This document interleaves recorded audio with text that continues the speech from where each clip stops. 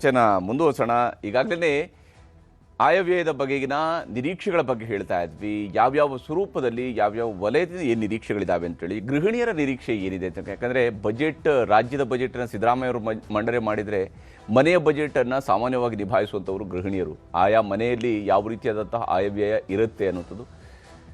ಶ್ವೇತಾ ಅವರೇ, ಯಾವ ರೀತಿಯಲ್ಲಿ ತಾವು ಈ ಬಾರಿಯ ಬಜೆಟ್ ಬಗೆಗಿನ ನಿರೀಕ್ಷೆಗಳನ್ನು ಇಟ್ಕೊಂಡಿದ್ರಿ? ವಿಶೇಷವಾಗಿ ಮೈಸೂರಿನವರೇ ಆಗಿರುವಂತಹ ಸಿದ್ದರಾಮಯ್ಯನವರು ದಾಖಲೆಯ ಬಜೆಟ್ ಮಂಡನೆ ಮಾಡ್ತಾ ಇರುವಂತಹ ಸಂದರ್ಭದಲ್ಲಿ ತಾವು ಮೈಸೂರಿನವರಾಗಿ ಯಾವ ರೀತಿಯಂಥ ನಿರೀಕ್ಷೆಗಳನ್ನು ಇಟ್ಕೊಂಡಿದ್ದೀರಿ? ಏನು ಕೊಡಬಹುದು ಸಿದ್ದರಾಮಯ್ಯನವರು ಈ ಬಾರಿಯ ಬಜೆಟ್ನಲ್ಲಿ, ವಿಶೇಷವಾಗಿ ಮಹಿಳೆಯರ ದೃಷ್ಟಿಯಿಂದ?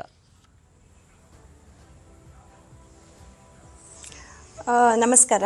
ನಾನು ಆ್ಯಕ್ಚುಲಿ ಕಳೆದ ಬಾರಿ ಈ ಸರ್ಕಾರ ಬಂದಾಗಿಂದನೂ, ಅಂದರೆ ಸರ್ಕಾರ ಜಾರಿಗೆ ಬಂದಲ್ಲಿಂದನೂ ಸರ್ಕಾರದ ಪರವಾಗಿ ಹಲವಾರು ವಿಚಾರಗಳನ್ನು ಚರ್ಚೆ ಮಾಡ್ತಾ ಬಂದೋಳು. ಆದರೆ ನಮಗೇನು ಅನಿಸುತ್ತೆ, ಒಂದು ಸರ್ಕಾರ ಅಂದರೆ ಅದೊಂದು ಶಕ್ತಿ ಅಥವಾ ಜನರ ರೆಪ್ರೆಸೆಂಟೇಷನ್ ಅಂತ ಹೇಳಿ.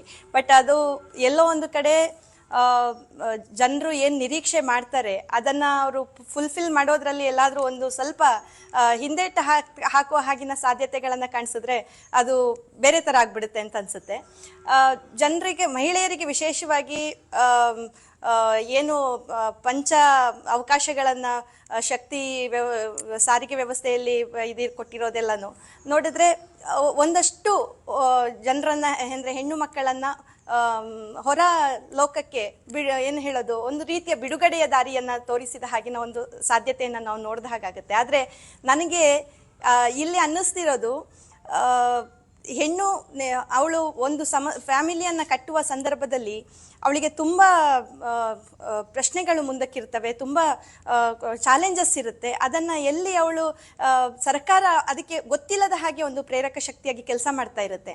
ಈಗ 2,000 ರೂಪಾಯಿ ಏನು ಸರ್ಕಾರ ಪ್ರತಿ ಹೆಣ್ಣು ಮಕ್ಕಳಿಗೆ ಅಂತ ಹೇಳಿ ಕೊಡ್ತಾ ಬಂದಿದೆ, ಅದು ಪ್ರತಿ ಸಲ ಬಿಡುಗಡೆ ಆಗುತ್ತೆ ಅನ್ನುವಂಥ ಹೊತ್ತಲ್ಲಿ ಎಲ್ಲೋ ಒಂದು ಕಡೆ ತಡೆ ಹಿಡಿಯೋದು, ಅದು ಅಥವಾ ಇನ್ಯಾವುದೋ ಟೆಕ್ನಿಕಲ್ ಸಮಸ್ಯೆಗಳು, ಎಸ್ಪೆಷಲಿ ಹಳ್ಳಿಗಳ ಭಾಗಕ್ಕೆ ಬಂದಾಗ ಎಷ್ಟೊಂದು ಹೆಣ್ಣು ಮಕ್ಕಳ ವಿಷಯವನ್ನು ಕೇಳಿದ್ದೇನೆ. ನಮಗೆ ಅದರಿಂದ ಸಹಾಯ ಆಯಿತು, ಮಗುಗೆ ಫೀಸ್ ಕಟ್ಟೋದಕ್ಕೆ ಅನುಕೂಲ ಆಯಿತು ಅಂತೆಲ್ಲಾನು. ಆದರೆ ಇಲ್ಲಿ ನಾನು ಅಂದುಕೊಳ್ತೇನೆ, ಅಂಥದ್ದನ್ನು ಜಾರಿಗೆ ತರುವ ಹೊತ್ತಲ್ಲಿ ವ್ಯವಸ್ಥಿತವಾಗಿ ಪ್ರತಿ ಹೆಣ್ಣು ಮಕ್ಕಳಿಗೆ ಅದು ತಲುಪಿದೆಯೋ ಅನ್ನುವಂಥದ್ದನ್ನು ಆಯಾ ಸಂದರ್ಭದಲ್ಲಿ ನೋಡಿಕೊಂಡು ಮಾಡೋ ಹಾಗಿನ ಸಾಧ್ಯತೆ ಏನಾಗಿದ್ರೆ ಒಳ್ಳೆಯದಿತ್ತು ಅಂತ ಹೇಳಿ. ಹೆಣ್ಣು ಮಕ್ಕಳಿಗಂತೂ 2,000 ರೂಪಾಯಿಯ ಸಹಾಯ ಅದು ಬಹಳ ದೊಡ್ಡದು. ನಮ್ಮ ಮನೆಯಲ್ಲಿ ನಮ್ಮ ತಾಯಿಗೆ ಬರುತ್ತೆ ಅಥವಾ ಮನೆಯ ಹಿರಿಯರಾಗಿ ಇರುವಂಥ ಅತ್ತೆಗೆ ಬರುತ್ತೆ. ಆದರೆ ಅದು ಬಂದಿದೆಯೋ ಇಲ್ವೋ ಅಂತ ಚೆಕ್ ಮಾಡಿದಾಗ ಎಲ್ಲೋ ಒಂದು ಸಲ ನಿರೀಕ್ಷೆಗಳು ಹುಸಿಯಾಗುವಂಥದ್ದು. ಆದರೆ ಅದರ ಮೇಲೆ ಒಂದು ಡಿಪೆಂಡೆನ್ಸಿ ಕ್ರಿಯೇಟ್ ಆಗುವಂಥ ಸಂದರ್ಭದಲ್ಲಿ ಮತ್ತೆ ಅದು ಅಸ್ತವ್ಯಸ್ತತೆಯನ್ನು ನಾವು ನೋಡ್ತಾ ಇದ್ದೇವೆ ವ್ಯವಸ್ಥೆ ಒಳಗಡೆಗೆ. ಬಹುಶಃ ಇಂಥದ್ದನ್ನೆಲ್ಲ ನೋಡುವಾಗ ಸರಿಯಾದ ಕ್ರಮದಲ್ಲಿ ಏನಾದರೂ ಒಂದಷ್ಟು ಹೆಣ್ಣು ಮಕ್ಕಳ ಪರವಾಗಿ ಈ ಬಜೆಟ್ ನಿಂತುಕೊಂಡ್ರೆ ಒಳ್ಳೆಯದು ಅಂತ ಹೇಳಿ ಅನ್ಸುತ್ತೆ. ಖಂಡಿತ ಶ್ವೇತಾ, ಮಾತಾಡ್ತೀನಿ ನಿಮ್ಮ ಜೊತೆಗೆ. ರಾಜೇಶ್ವರಿ ಅವರೇ, ರಾಜ್ಯದ ಆರ್ಥಿಕ ಸ್ಥಿತಿಗತಿಯ ವಿಚಾರಕ್ಕೆ ಬಂದಾಗ ಸಹಜವಾಗಿಯೇ ಸವಾಲುಗಳು 108 ಇದ್ದಾವೆ ಸರ್ಕಾರಕ್ಕೆ. ಅದರಲ್ಲೂ GSTಯಲ್ಲಿ ಈಗ ಏನು GSTಯ ಒಟ್ಟು ಸ್ಲ್ಯಾಬ್ಗಳನ್ನು ಇಳಿಕೆ ಮಾಡಿರೋ ಬಹಳಷ್ಟು ಪ್ರಾಡಕ್ಟ್ಗಳಿಂದ ಸಾಮಾನ್ಯ ಜನರಿಗೆ ಲಾಭ ಆಯಿತು ಅನ್ನೋದು ಒಂದು ವಿಚಾರವನ್ನು ಕೇಂದ್ರ ಸರ್ಕಾರ ಹೇಳ್ತಾ ಇದೆ. ಆದರೆ ರಾಜ್ಯಗಳ ಆರ್ಥಿಕತೆಯ ದೃಷ್ಟಿಯಿಂದ ನೋಡಿದಾಗ ಕರ್ನಾಟಕ ಸರ್ಕಾರಕ್ಕೆ ಹತ್ರ 13,000 ಕೋಟಿ ರೂಪಾಯಿಯಷ್ಟು ಹಣ ಸಂಗ್ರಹದಲ್ಲಿ ಕುಸಿತ ಆಗತ್ತೆ ಅನ್ನೋಂಥದ್ದು ಕೂಡ ಮತ್ತೊಂದು ಕಡೆಯಲ್ಲಿ ಅಂಕಿಅಂಶಗಳು ಹೇಳ್ತಾ ಇದ್ದಾವೆ. ಹಾಗಾದರೆ ಈಗ ಸಿದ್ದರಾಮಯ್ಯನವರು ಮುಂದಿರುವಂಥ ಸವಾಲೇನು ಕರ್ನಾಟಕದ ಆರ್ಥಿಕತೆಯ ದೃಷ್ಟಿಯಿಂದ ಅಂತೇಳಿ? ಎಸ್, ಸೊ ಇವಾಗ ಸಿದ್ದರಾಮಯ್ಯ ಅವ್ರ ಮುಂದಿರೋ ಪ್ರಮುಖ ಸವಾಲು ಹಣಕಾಸಿನ ಶಿಸ್ತು. ಹೇಗೆ ಹಣಕಾಸಿನ ಶಿಸ್ತನ್ನು ಬ್ಯಾಲೆನ್ಸ್ ಮಾಡೋದು ಅಂತ. ಯಾಕಂದರೆ ಲಾಸ್ಟ್ ಬಜೆಟಲ್ಲಿ ಒಟ್ಟು ವೆಚ್ಚ 4 ಲಕ್ಷ ಕೋಟಿ ಎಸ್ಟಿಮೇಟ್ ಮಾಡಿದ್ರು. So that is fiscal deficit ಬಂದ್ಬಿಟ್ಟು 2.9% ಆಫ್ ದ GSDP ಅಂತ. ಸೊ ಈ ಬಾರಿನೂ FRBM ಆಕ್ಟ್ ಲಿಮಿಟಲ್ಲಿ 3%ಗೆ ಸ್ಟಿಕ್ ಆಗ್ತಾರಾ ಅನ್ನೋದು ಮೊದಲನೇ ಸವಾಲು. ಎರಡನೇದು ಕಲ್ಯಾಣ ಅಭಿವೃದ್ಧಿ ಯೋಜನೆಗಳು. ಒಂದೇ ಒಂದು ನಿಮಿಷ ಮೇಡಮ್, ಸಿದ್ದರಾಮಯ್ಯನವರು ಬಜೆಟ್ ಮಂಡನೆಗೆ ತನ್ನ ಬ್ರೀಫ್ ಕೇಸ್ನ ಜೊತೆಗೆ ಹೊರಗಡೆ ಬರ್ತಾ ಇದ್ದಾರೆ. ಮನೆಯಿಂದ ಹೊರಗಡೆ ಬರ್ತಾ ಇರುವಂತಹ ಸಿದ್ದರಾಮಯ್ಯನವ್ರನ್ನ ನಾವು ನೋಡ್ತಾ ಇದ್ವಿ. 2026-27ನೇ ಆಯವ್ಯಯದ ಬ್ರೀಫ್ ಕೇಸ್ ಸಿದ್ದರಾಮಯ್ಯನವರ ಕೈಯಲ್ಲಿದೆ. ಬಜೆಟ್ ಪ್ರತಿಯನ್ನು ಹೊಂದಿರುವಂತಹ ಬ್ರೀಫ್ ಕೇಸ್ನೊಂದಿಗೆ CM ಸಿದ್ದರಾಮಯ್ಯನವರು ತಮ್ಮ ನಿವಾಸದಿಂದ ಹೊರಗಡೆ ಬರ್ತಾ ಇದ್ದಾರೆ. ಇಲ್ಲಿಂದ ನೇರವಾಗಿ ವಿಧಾನಸೌಧಕ್ಕೆ ಹೋಗಿ ವಿಧಾನಸೌಧದಲ್ಲಿ ಕ್ಯಾಬಿನೆಟ್ನ ಅಪ್ರೂವಲನ್ನು ಪಡ್ಕೊಳ್ಬೇಕಾಗತ್ತೆ ಬಜೆಟ್ಗೆ. ಅಂದರೆ ಕ್ಯಾಬಿನೆಟ್ ಮುಂದೆ ಬಜೆಟ್ನ ಮುಖ್ಯಾಂಶಗಳನ್ನು ಇಡ್ತಾರೆ. CMಗೆ ಸಾಥ್ ಕೊಡೋದಕ್ಕಾಗಿ ಹಲವು ಶಾಸಕರು ಕೂಡ ಜೊತೆಯಲ್ಲಿದ್ದಾರೆ, ಸಚಿವರುಗಳು ಕೂಡ ಜೊತೆಯಲ್ಲಿದ್ದಾರೆ. ಹಣಕಾಸು ಆರ್ಥಿಕ ಸಲಹೆಗಾರರಾಗಿರ್ತಕ್ಕಂತಹ ಬಸವರಾಜ ರಾಯರೆಡ್ಡಿಯವರು, ಹಾಗೆಯೇ ಸಚಿವ ಸಮೀರ್ ಅಹಮದ್ ಖಾನ್ ಸೇರಿದಂತೆ ಶಾಸಕರು, ಸಚಿವರುಗಳು ಸಿದ್ದರಾಮಯ್ಯನವರ ಜೊತೆಯಲ್ಲಿದ್ದಾರೆ. ಬಜೆಟ್ ಮಂಡನೆಯ ದಿವಸ CM ಸುತ್ತಲೂ ಶಾಸಕರ ದಂಡು ಇರುವಂಥದ್ದು ಸರ್ವೇ ಸಾಮಾನ್ಯ. ಅದೇ ರೀತಿಯಲ್ಲಿ ಇವತ್ತು ಕೂಡ ಸಿದ್ದರಾಮಯ್ಯನವರ ಬಳಿಗೆ ಈ ಒಂದು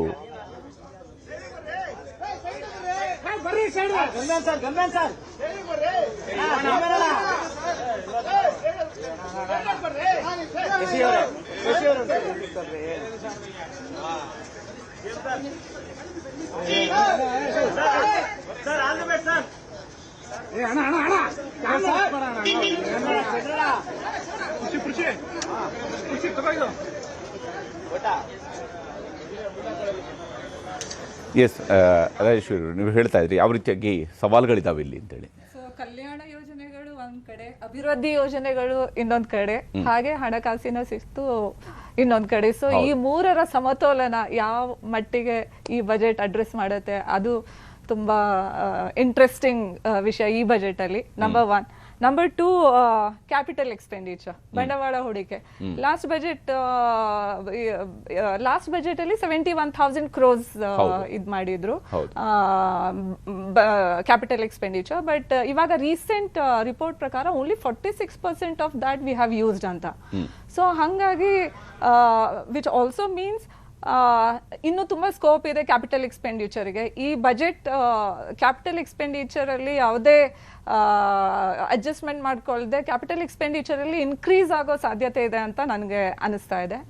ಮೂರನೇದು ವೆರಿ ಇಂಪಾರ್ಟೆಂಟ್ ಪಾಯಿಂಟ್ ಅಂತ ಅನ್ಸುತ್ತೆ, which this budget should address, ಪ್ರಾದೇಶಿಕ ಅಸಮತೋಲನ.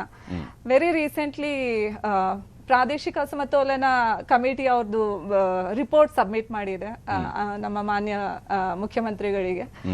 ಸೊ ನಂಜುಂಡಪ್ಪ ಕಮಿಟಿ ರಿಪೋರ್ಟ್ ನಾವು ನೆಟ್ ಮಾಡ್ಕೊಂಡ್ರೆ ಅವಾಗ್ಲೂ 144 ತಾಲೂಕ್ಸ್ ಬ್ಯಾಕ್ವರ್ಡ್ ತಾಲೂಕ್ಸ್ ಅಂತ ಐಡೆಂಟಿಫೈ ಆಗಿತ್ತು. ಇವಾಗಿನ ರಿಪೋರ್ಟ್ ಅಲ್ಲೂ out of 246 taluks 177 taluks backward ಅಂತ ಐಡೆಂಟಿಫೈ ಆಗಿದೆ. ಅದರಲ್ಲಿ 59 ತಾಲೂಕ್ಸ್ ತುಂಬಾ ಹಿಂದುಳಿದ, ಅದರಲ್ಲಿ ಜಾಸ್ತಿ ಬರೋದು ಎಲ್ಲ ನಾರ್ತ್ ಕರ್ನಾಟಕ ತಾಲೂಕ್ಸ್. ಸೊ ಹಾಗಾದ್ರೆ ನಾವು ಏನ್ ಅಭಿವೃದ್ಧಿ ಎಲ್ಲಿಂದ ಎಲ್ಲಿಗೆ ಹೋಗಿದೀವಿ, ಆ ಕ್ವೆಶನ್ ಇನ್ನೂ ಅಲ್ಲೇ ಉಳ್ಕೊಂಡಿದೆ ಅಂತ ನನ್ಗನ್ಸುತ್ತೆ. ನಂಜನಪ್ಪ ವರದಿಯಲ್ಲಿ 16,000 ಕೋಟಿ ರೂಪಾಯಿಯನ್ನ 8 ವರ್ಷಗಳ ಒಳಗಡೆ ಸ್ಪೆಂಡಿಂಗ್ ಮಾಡಬೇಕು ಅಂತ ಹೇಳಿದಾಗ 2004ರಲ್ಲಿ ಅದು ರಿಪೋರ್ಟ್ ಸಬ್ಮಿಟ್ ಆದಾಗ 2008, 2009 ನಂತರ 2,000 ಕೋಟಿ ರೂಪಾಯಿನ ಇಡಬೇಕು ಅನ್ನುವಂಥದ್ದು ಒಂದು ಯೋಜನೆ ಆಯಿತು. ಅದರ ಪರಿಣಾಮವಾಗಿ ಆಗಿದ್ದೇನೆಂದರೆ ಕಲ್ಯಾಣ ಕರ್ನಾಟಕ ಅಭಿವೃದ್ಧಿ ಮಂಡಳಿಯ ಒಂದು ರಚನೆಯ ಹೊರತುಪಡಿಸಿ ಬಹಳ ದೊಡ್ಡದಾಗೇನು ಎಕ್ಸ್ಪೆಂಡಿಚರ್ ಪರ್ಟಿಕ್ಯುಲರ್ಲಿ ಏನು ಅಸಮತೋಲನ ನೀಗಿಸೋದಕ್ಕೆ ಅಂತೇಳಿ ಸಪರೇಟ್ ಹೆಡರ್ ಬರಲಿಲ್ಲ. ಎಲ್ಲ ಹೆಡರ್ಗಳನ್ನು ಸೇರಿಸಿ ಒಂದು ಹೆಡರ್ ಜೊತೆಗೇನೆ ಎಲ್ಲ ಹೆಡರ್ಗಳಲ್ಲಿ ಕೊಟ್ಟಿರೋದನ್ನೇ ಇದು ನಾವು ಇದಕ್ಕೆ ವಿಶೇಷ ಆದ್ಯತೆ ಅಂತ ಹೇಳಿದ್ರು. ಈ ರೀತಿಯಾಗಿ ಮಾಡಿದ್ರೆ ಸಾಕಾಗತ್ತಾ ಅಂತ? ಅದೇ ಸರ್ ಎವ್ರಿ ಬಜೆಟ್ ಅಲ್ಲಿ 4,000ರಿಂದ 5,000 ಅನುದಾನ ನಾರ್ತ್ ಕರ್ನಾಟಕಕ್ಕೆ ಘೋಷಣೆ ಮಾಡಲಾಗುತ್ತೆ. ಬಟ್ ಆ ಅನುದಾನ ಸಾಕಾಗತ್ತಾ? ನಂಬರ್ 1. ನಂಬರ್ 2, ಸರ್ ಅನುದಾನ ಅನ್ನೋದಕ್ಕಿಂತ you need different type of strategies actually north Karnataka ಪಾರ್ಟ್ಸಿಗೆ. ಯಾಕಂದ್ರೆ ನೀವು 15 ವರ್ಷದ ಹಿಂದೆನೂ ಅವೇ ತಾಲೂಕ್ಸೇ ಬ್ಯಾಕ್ವರ್ಡ್ ಲೀಸ್ಟ್ ಅಲ್ಲಿ ಇದ್ದು, ಇವಾಗ ಕೂಡ ಅವೇ ತಾಲೂಕ್ಸೇ ಬ್ಯಾಕ್ವರ್ಡ್ ಲೀಸ್ಟ್ ಅಲ್ಲಿ ಇದೆ ಅಂತಂದ್ರೆ so we have some structural problem actually. So ಏನ್ ಬರೀ ಅನುದಾನ ಕೊಡೋದ್ರಿಂದ ಆ ಪ್ರಾಬ್ಲಮ್ ಸಾಲ್ವ್ ಆಗತ್ತಾ? ನಂಬರ್ 1. ನಂಬರ್ 2, ಜಾಬ್ ಕ್ರಿಯೇಷನ್ ಮಾಡ್ತಿಲ್ಲ. ಯಾಕೆ ಮಾಡ್ತಿಲ್ಲ? Actually industrialisation is one of the way of looking at the job creation. ನೀವು ನಾರ್ತ್ ಕರ್ನಾಟಕ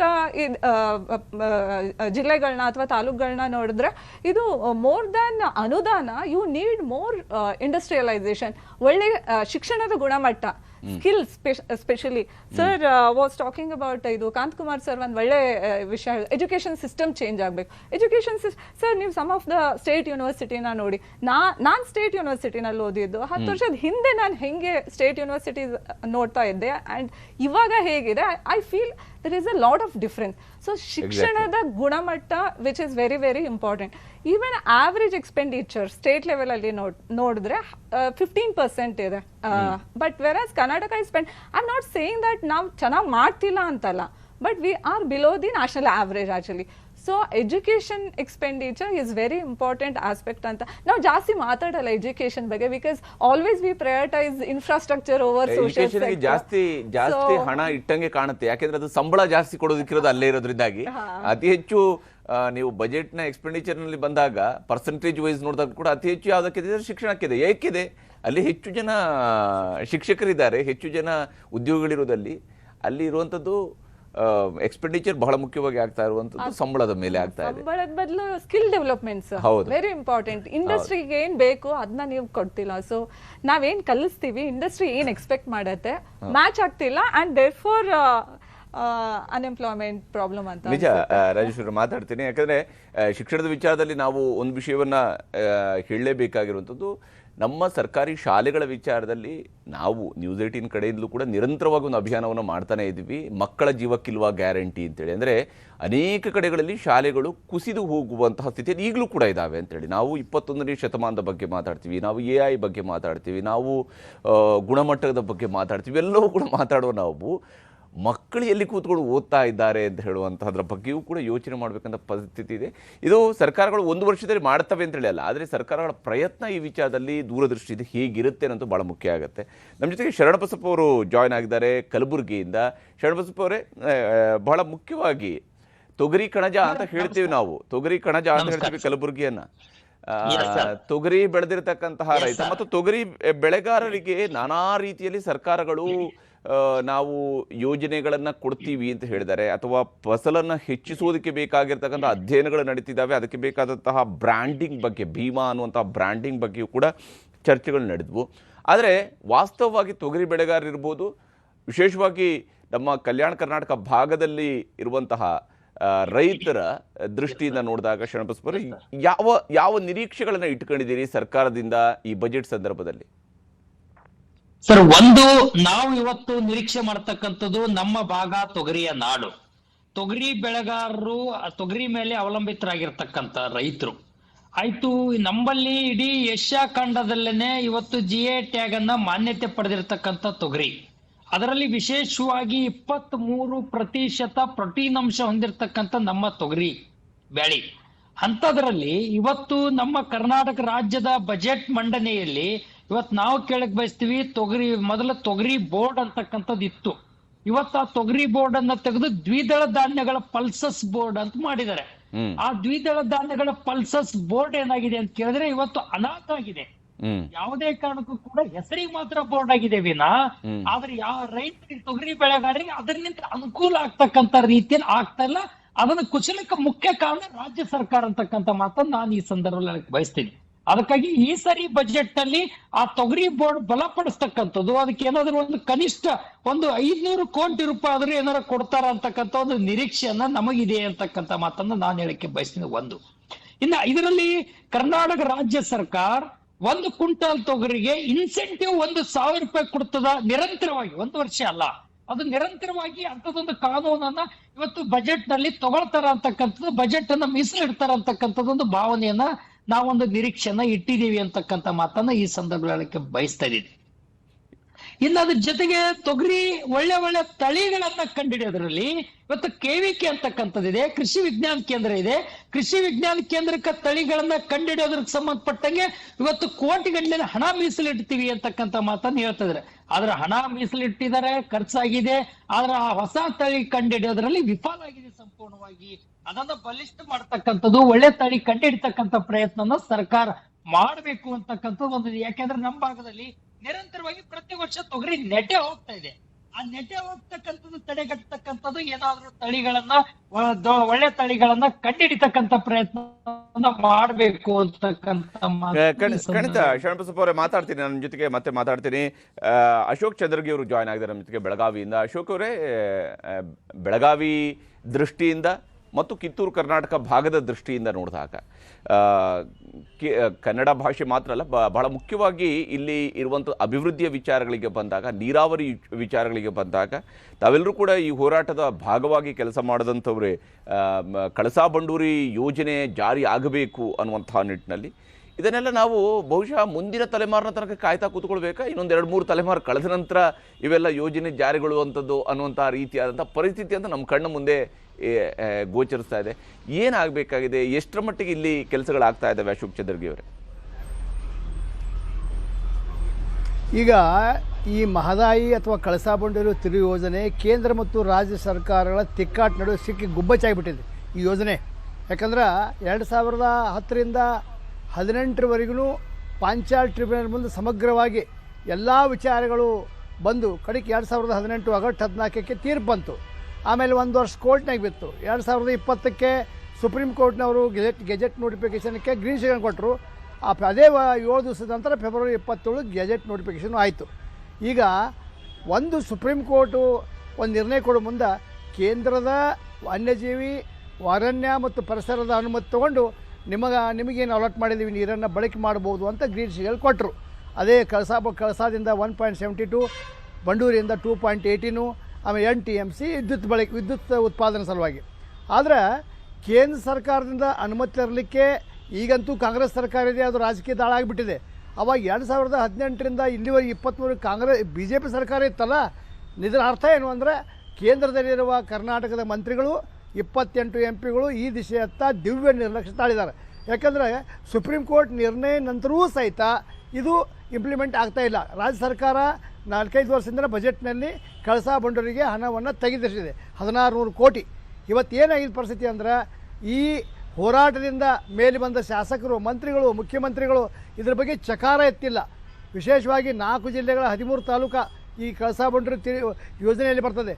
ಬೆಳಗಾವಿ, ಬಾಗಲಕೋಟ್, ಆಮೇಲೆ ಗದಗ, ಧಾರವಾಡ. ಯಾರೂ ಮಾತಾಡ್ತಾ ಇಲ್ಲ. ನನಗೆ ಬಂದ ಮಾಹಿತಿ ಪ್ರಕಾರ ದಿಲ್ಲಿಯಲ್ಲಿ ಅನೇಕ ಸಭೆಗಳಾಗಿದ್ದಾವೆ. ವನ್ಯಜೀವಿ ಮಂಡಳಿ ಸಭೆ ಆಗಿದೆ, ಅರಣ್ಯದ ಆಗಿದೆ, ಪರಿಸರ ಆಗಿದೆ. ಈಗ ಅಲ್ಲಿ ರಾಜಕೀಯವಾಗಿ ಒತ್ತಡ ತಂದು ಅದಕ್ಕೆ ಗ್ರೀನ್ ಸಿಗ್ನಲ್ ಕೊಡ್ಬೇಕು. ಅಶೋಕ್ ಚಂದ್ರಗಿ ಅವರೇ, ಪ್ರತಿ ಬಾರಿ ಬಜೆಟ್ ನಲ್ಲಿ ಇದರ ಹೆಸರು ಉಲ್ಲೇಖ ಇರುತ್ತೆ. ನಮ್ಮ ಕಳಸಾ ಬಂಡೂರಿಯ ಹೆಸರು ಪ್ರತಿ ಬಾರಿ ಉಲ್ಲೇಖ ಮಾಡ್ತಾರೆ.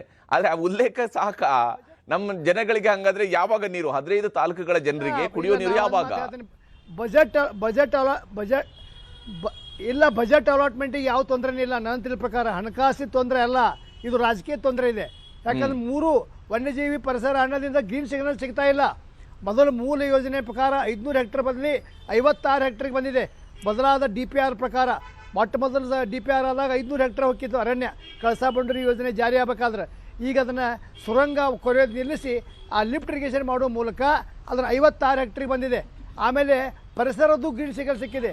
ಬಂದದ್ದು ವನ್ಯಜೀವಿ. ಗೋವಾ ರಾಜ್ಯ ಸಣ್ಣ ರಾಜ್ಯ, ಆ ಹುಲಿ ಪ್ರಾಧಿಕಾರ ವನ್ಯಜೀವಿ ಸಲುವಾಗಿ ಅದನ್ನು ಕೇಂದ್ರ ಸರ್ಕಾರ ಮೇಲೆ ಒತ್ತಡ ತಂದನ್ನು ಅಡಚಣೆ ಮಾಡ್ತಾ ಇದ್ದಾರೆ. ಆದರೆ MP ಗಳು ಏನು ಮಾಡ್ತಾ ಇದ್ದಾರೆ ಹೇಳ್ರಿ? 4 ಜಿಲ್ಲೆ MP ಗಳು, ಕೇಂದ್ರ ಮಂತ್ರಿಗಳು ಏನು ಅದಕ್ಕೆ ಬಾಯಿ ಬಿಸ್ತಾ ಇಲ್ಲ. ಅಲ್ಲಿ BJP ಅವರು, ಕಾಂಗ್ರೆಸ್ ಅವರು ಬ್ಲೇಮ್ ಗೇಮ್, ಪರಸ್ಪರ ನೀವು ಕಾರಣ ಅಂತೇಳಿ 28 MP ಗಳು ಯಾವ ಕೆಲಸನೂ ಮಾಡ್ತಿಲ್ಲ. ವಿಶೇಷವಾಗಿ 4 ಜಿಲ್ಲೆ ಅಂತ ಹೇಳೋದನ್ನ ಬೆಳಗಾವಿ, ಬಾಗಲಕೋಟೆ, ಧಾರವಾಡ, ಗದಗ ಈ MP ಗಳು ಏನು ಮಾಡ್ತಾ ಇದ್ದಾರೆ, ಮಂತ್ರಿಗಳು ಏನು ಮಾಡ್ತಾ ಇದ್ದಾರೆ? ಈ ಕಳಸಾ ಬಂಡೂರಿ ಯೋಜನೆ ನಮ್ಮ ಸರ್ಕಾರ ಬಂದಾಗ ಮಾಡಬೇಕು ಅಂತ ಯಾವುದೇ ಸರ್ಕಾರ ಇರಲಿ. 2018 ಆಗಸ್ಟ್ 14ರಿಂದ ಇಲ್ಲಿವರೆಗೆ JDS ಕಾಂಗ್ರೆಸ್ ಬಂತು, BJP ಗೌರ್ಮೆಂಟ್ ಬಂತು, ತಿರುಗಿ ಕಾಂಗ್ರೆಸ್ ಬಂತು, ಯಾರೂ ಇಲ್ಲ ಆ ದಿಶೆಯತ್ತ. ಬರೀ ಮಹದಾಯಿಯನ್ನು ರಾಜಕೀಯ ದಾಳವನ್ನು ಉಪಯೋಗ ಮಾಡ್ತಾ ಹೊರತಾಗಿ ಅಲ್ಲಿ ಕೇಂದ್ರದಲ್ಲಿ ಮೋದಿಯವರು ಕೂಡ ಹೋಗಿ ಸರ್ವಪಕ್ಷ ನಿಯೋಗ ತಗೊಂಡು ಹೋಗಿ ಒತ್ತಡ ತರುವಂಥ ಕೆಲಸ ಇನ್ನೂವರೆಗೆ ಮಾಡಿಲ್ಲ. ದಿಲ್ಲಿಯಲ್ಲಿ ನಡೀತಾ ಇರೋದು ಕೇವಲ ಅಧಿಕಾರಿಗಳು 2-3 ತಿಂಗಳ ಅಧಿಕಾರಿಗಳು ಸಭೆಗೆ ಇರ್ತಾರೆ, ಮತ್ತು ಅದೇ ಮತ್ತೆ ಪೋಸ್ಟ್ಪೋನ್ ಆಗತ್ತೆ, ಮತ್ತೆ ಬರ್ತಾ ಇದ್ದಾರೆ.